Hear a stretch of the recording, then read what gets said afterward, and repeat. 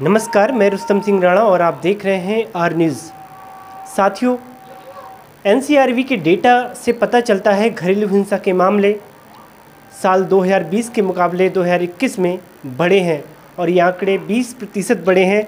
देश भर में घरेलू हिंसा के मामले, खासकर जो महिलाओं उत्पीड़न के जो मामला सामने आता है, वो मामले भी देखने को अधिक मिले हैं साल 2020 की अपेक्षा साल 2021 में। और इसी कड़ी में हम पचौरिया गांव में आए हुए हैं। ये चकरपुर गांव में पड़ता है। हिमानी है और हिमानी ने एक फेसबुक पोस्ट पर यह अपील की कि उसके साथ घरेलू हिंसा की जा रही है। इस अपील में उन्होंने अपने ऊपर जो भी चोट के निशान थे, उनके ससुराल वालों ने उन्हें पीड़ित किया था, उनके साथ मारपीट की थी, वो पोस्ट किए थे, वीडियोस बनाकर भी और कुछ फ़ोटोग्राफ्स भी। और ये फेसबुक में अपील की थी कि उनकी मदद को आगे आए। उस फेसबुक पोस्ट को हम देखते हुए आज हिमानी के घर पर पहुँचे हैं पचौरिया, और हिमानी के पापा और ख़ुद हिमानी यहाँ पर मौजूद हैं, जिनसे हम जानेंगे कि आखिर माजरा क्या है, मामला क्या है। हिमानी, सबसे पहले तो एक बार जो हमारे दर्शक हैं उनको आप बताइए कि किस तरह की आप समस्या से जूझ रही हैं, जो खासकर आपके ससुराल वाले किस लिए आपको पीड़ित कर रहे हैं, किस लिए प्रताड़ित कर रहे हैं? वो लोग मुझे हमेशा अपने घर वालों से पैसा ला कहते हैं, मुझे तेरे बाप ने मुझे गाड़ी नहीं दी, तेरे बाप ने मुझे कूलर नहीं दिया, ये सब कह के प्रताड़ित करते हैं। और वो मेरे पति जो हैं वो एक बहुत गंदा नशा करते हैं, जिसे इसमें कहते हैं। वो पी के घर में हमारे साथ मारपीट करते हैं, मेरे बच्चे के साथ मारपीट करते हैं। साल 2019 में हिमानी की शादी हुई। शादी होते हुए 3 साल बीत गए। जिस तरह से इनके पिताजी ने हमें बताया कि 3 महीने जैसे ही बीते, उसके बाद हिमानी के साथ ससुराल वालों ने मारपीट शुरू कर दी। तब ये जो है इनका बालक, ये तकरीबन 2.5 साल का है। उस समय हिमानी के कोख में था और हिमानी की बार बार उस चीज़ को लेकर पिटाई हो रही थी कि दहेज में कुछ चीज़ें कम दी, मोटरसाइकिल नहीं दिया या फिर कूलर पंखा नहीं दिया। उस चीज़ को लेकर लगातार 3 सालों से हिमानी की पिटाई उसके ससुराल वाले कर रहे थे, इनका ये आरोप है। उसके बाद जब पिटाई आगे होती रही, आप सहते रहे, उसके बाद क्या हुआ? उसके बाद मैंने अपने घर वालों को बताया, उन्हें समझाया भी कि ऐसा मत करो करके, लेकिन वो नहीं माने। फिर कुछ टाइम वो सही रहे, उसके बाद फिर वो अपने उसकी करने लग गए। उसके बाद उन्होंने मुझे एक बार और मारा, फिर हमने उनके खिलाफ़ पुलिस कार्रवाई भी की। पुलिस कार्रवाई की, महिला आयोग में गए, वहाँ भी उनका हमारा समझौता नहीं हुआ। उसके बाद उन्होंने वो केस कोर्ट में रेफ़र कर दिया, लेकिन कोर्ट वालों ने भी अभी तक हमारे लिए कुछ नहीं किया। 1 साल में अपने मायके में रही, किसी ने मेरी नहीं सुनी, ना उन लोगों ने ना। उसके बाद वो हमारे यहाँ आए, मुझसे बोले तू चल, मैं रखूँगा तुझे अपने साथ, सही रहेंगे हम लोग। 2-3 महीने वो फिर सही रहे। उसके बाद उन्होंने फिर मेरे साथ मारपीट करना शुरू कर दिया। हिमानी का ससुराल जो है फुलैया में है और इनके ससुराल से लगातार इन्हें प्रताड़ित किया गया और इनके साथ मारपीट की गई। हम आपको वीडियो में वो दिखाएंगे, वो विजुअल दिखाएंगे जो हिमानी ने पोस्ट किया है अपने फेसबुक पोस्ट से, कि किस तरह से इनके साथ मारपीट की जाती थी। और हिमानी के पिताजी हैं, वास्तव में एक जो लड़की होती है और हर माँ बाप का ये सपना होता है कि वो अपने बिटिया को एक सुंदर सा घर में शादी कर दे, ताकि जो एक तरह से बिटिया को किसी प्रकार की परेशानी ना आए। उस सोच करके हर माँ बाप अपनी बेटी का ब्याह रचाता है। लेकिन जब इस तरह के वाक़या आते हैं, एक माँ बाप के ऊपर क्या बीतती है, हम जानेंगे। हिमानी के पिता हैं। अंकल, ये बताइए किस तरह से आप ये चीज़ें एक तरह से झेल रहे हैं और कहीं से मदद आ रही है आपको, नहीं आ रही है? अब मेरा ऐसा है, मैं एक लेबर क्लास का आदमी हूँ। मैं अपनी लेबरी करके अपने 2 बच्चों को पाल रहा हूँ, ठीक है। और इसके बाद मैंने इसको एक अपनी गरीबता देख के इस घर में लड़की खुश रहेगी करके मैंने इसको दे दिया। और इसके मेन कारण इसका ये है कि इसका जो ससुर है वो मेन कारण का मुद्दा वही है, क्योंकि उसने हमें जैसे भी ढका ढुका जैसे भी फंसा फुसू के हमारी लड़की को वहाँ ले गया। अपना लड़का वैसा है करके पहले जानते जानते भी उसने हमें इतना तक पता नहीं लगने दिया है कि मतलब मेरा लड़का ऐसा है। और उसके बाद भी हमने उसको वहाँ दिया।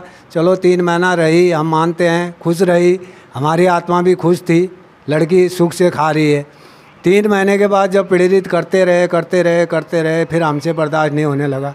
जहाँ 4 रोटी खाते थे वहाँ 1 रोटी में पहुँच गए हैं। अब बच्चे के साथ क्या होगा क्या नहीं होगा करके हम कुछ कह नहीं सकते हैं। अगर हम यहाँ से प्रेरित करते हैं उसको, वहाँ जा अपने घर रहो, अपने घर में खा करके करते हैं। अगर लड़की वहाँ जाके कोई आत्महत्या कर दे, कोई वो कर दे, हमारी तो लड़की चली जाएगी, उनका कुछ नहीं जाएगा, वो तो कल के दिन अपना घर बसा लेंगे। और जो ये नाती है, ये बालक जो 2.5 साल का है, इस बालक का क्या होगा? माँ की माँ जाएगी, माँ की ममता तो इससे छीनी जाएगी। बाप वैसा नशेड़ी है, वो भी चला जाएगा। इस बेचारे का कौन होगा?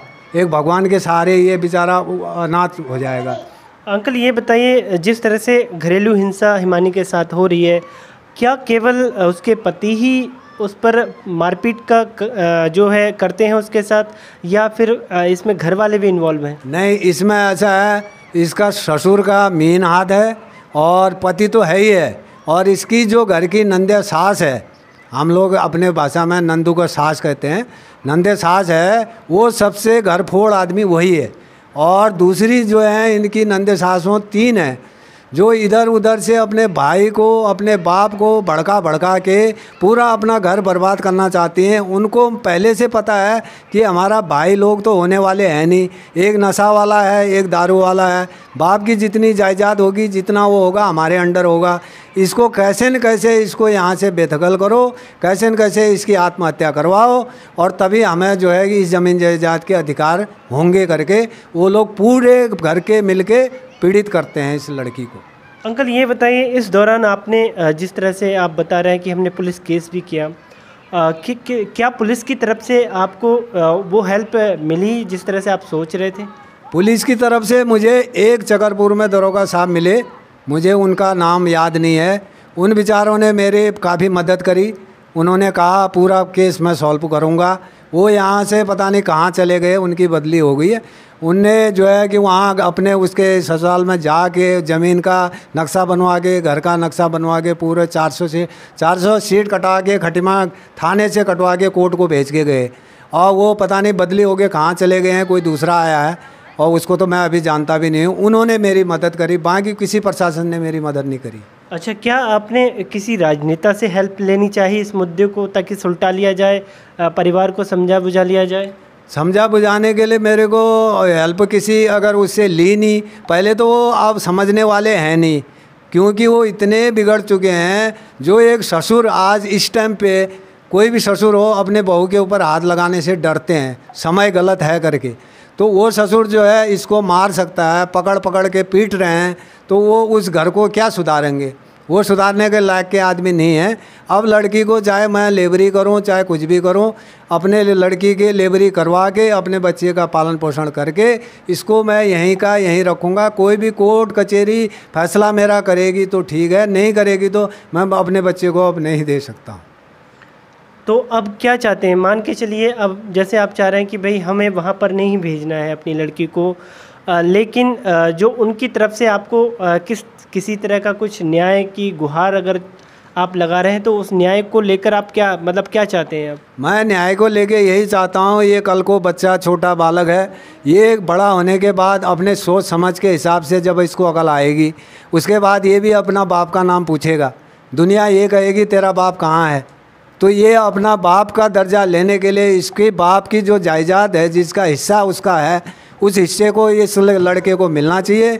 और उसका मकान जो है, मकान का जितना हिस्सा उसको पहुंचता है इस बच्चे को मिलना चाहिए। बाकी हमारी इतनी गुजारिश है, और ये मिल जाए हमें, बाकी कुछ नहीं चाहिए। लड़की को कोई पैसा नहीं, बाप को कोई पैसा नहीं, सिर्फ बालक के लिए हमें ये अपना बाप का नाम रोशन करने के लिए होना ज़रूरी है।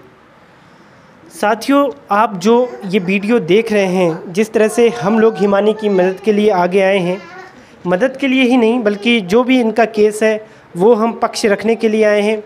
और ये छोटा बच्चा जो है जिसके इसके नाना जो भविष्य के इसके लेकर जो चिंता जाहिर कर रहे हैं वो चिंता अपनी जगह है। और ये एक मामला ये है कि माता पिता भले ही टाइम ले लें अपने बिटिया के लिए, जो वर्ग आप देख रहे हैं उसे उसकी जांच के लिए, लेकिन ऐसे हाथों में ना दें जिससे कि ज़िंदगी उसकी नर्क बन जाए। और यही हुआ है हिमानी के साथ, और आप भी ऐसा ना करें, ये हमारी अपील है। बहरहाल जो भी मामला है, हालांकि हम ये नहीं कह रहे हैं कि ये सच बोल रहे हैं, नहीं बोल रहे हैं, लेकिन एक जो न्याय की गुहार जो लगाई है हिमानी ने, कम से कम वो हमारे राजनेताओं को, जो केवल वोट बैंक के लिए ही आपके द्वार पर आकर खड़े होते हैं, कम से कम ऐसे मुद्दों पर उनको साथ आना चाहिए। मैं मानता हूँ जनता का ऐसा सपोर्ट मिलेगा कि वही हमारे रियल नेता होंगे, लेकिन ऐसे मुद्दों पर जिस तरह से ये बता रहे हैं कि गरीब हैं हम और गरीब की सुनवाई कहीं पर नहीं होती, तो मैं जितने भी हमारे दर्शक हैं और जितने भी राजनेता हमें सुन रहे हैं, देख रहे हैं, कम से कम ऐसे मुद्दों को लेकर जो है आवाज़ उठानी चाहिए। जो जिनका हक, जिनको न्याय की गुहार है, उनके न्याय के साथ खड़े होना चाहिए, यही मेरी अपील है। हिमानी जी, आप क्या कहना चाहेंगे, खासकर जो लोगों से न्याय का, या शासन प्रशासन से, राजनेता से आपको किस तरह का न्याय चाहिए? मुझे तो बस इंसाफ चाहिए, मेरे बच्चे का हक चाहिए और कुछ नहीं चाहिए। मैं सबसे यही चाहती हूँ कि मेरे इस पोस्ट को आगे से बढ़ाएं, ताकि कोई ना कोई मेरी मदद करे, मुझे इंसाफ मिले। वरना ये केस 4 साल हो गए लेकिन आज तक कुछ नहीं हो। कल परसों उन लोगों ने मेरे साथ मारपीट की, लेकिन आज वो अपने घर में आराम से खा रहे हैं। अभी तक उनके खिलाफ़ कोई कार्रवाई नहीं हुई है, उन्हें यहाँ तक कि थाने में तक नहीं बुलाया गया। तो इसे मैं क्या समझूँ? मेरे प्रति लापरवाही है ये। आप देखिए कि किस तरह से एक व्यवस्था बनाई जाती है कि जो महिला का शोषण होता है, जो घरेलू हिंसा में महिला शिकार होती हैं, और दिन पर दिन जिस तरह से ये मामले बढ़ते जा रहे हैं, अगर हम ऐसे मामलों में जो पीड़ित पक्ष है उसके साथ नहीं खड़े होंगे तो आखिर न्याय कैसे मिलेगा। मैं रुस्तम सिंह राणा, कैमरामैन विवेक के साथ, आर न्यूज़।